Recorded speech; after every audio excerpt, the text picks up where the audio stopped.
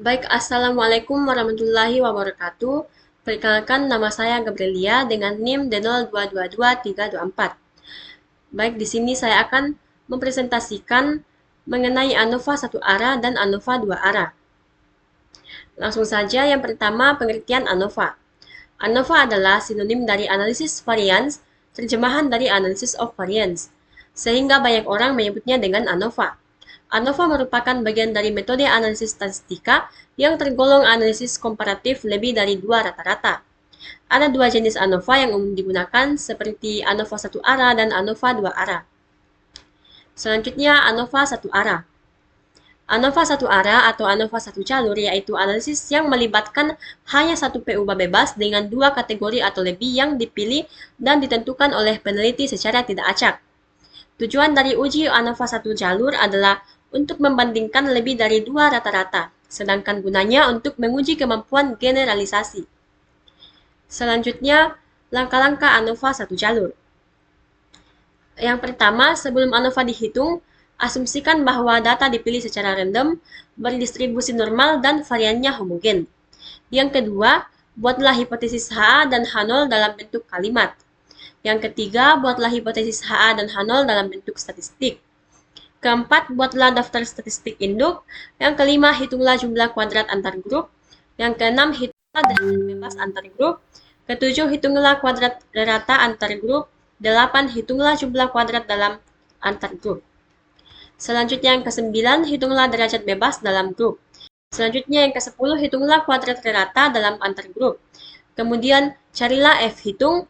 Selanjutnya tentukan taraf signifikansinya, misalnya alfa sama dengan 0,05 atau alfa sama dengan 0,01.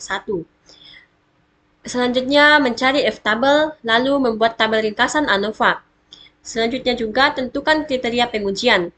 Jika F hitung lebih besar sama dengan F tabel, maka tolak H0 berarti signifikan dan konsultasikan antara F hitung dengan F tabel, kemudian bandingkan. Kemudian yang terakhir, membuat kesimpulan. Selanjutnya, ANOVA dua arah. Nah, ANOVA dua arah adalah analisis varian yang digunakan untuk menguji hipotesis perbandingan lebih dari dua sampel dan setiap sampel terdiri atas dua jenis atau lebih secara bersama-sama.